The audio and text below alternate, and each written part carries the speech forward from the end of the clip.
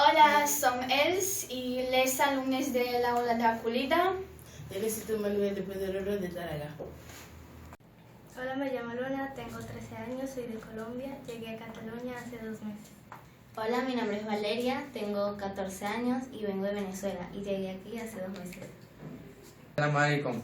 أنا من المغرب طلعت لكاتالونيا عندي 16 في عمري دابا يلا دخلت 16 في عمري عجبتني كاتالونيا بزاف. السلام عليكم، محمد من المغرب 16 سنة، عجبتني كاتالونيا بزاف. Hola, me llamo Frailen, tengo 15 años, soy de República Dominicana. Hace 7 meses que estoy aquí en Cataluña y una de las cosas que me gusta mucho es la comida que hacen aquí. Здравствуйте, я съм Виктор. Аз съм на 13 години, правя 8 клас и живея в Тарега.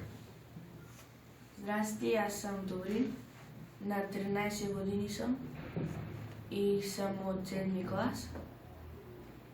I hranata в Catalunya mi haresc много. Bună, mă numesc Andreea, am 14 ani și sunt din România. Sunt în Catalunia de vreo 2 ani și îmi place foarte mult să dansez.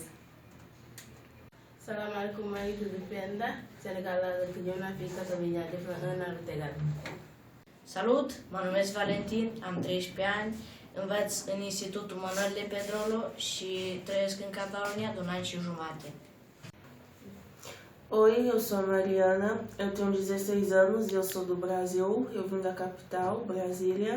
Faz 1 ano que eu tô aqui na Catalunha. Привіт, мене звати Тетяна, мені 15 років, я з України і я живу в Тарсі. Salam, vetem ke julde, konni Sénégal, ngarni Catalunya, dañuy di sappo du. سلام، اسمي فاطمة زهراء، عندي 16 عام وتقريبا كاينة في كاتالونيا عامين.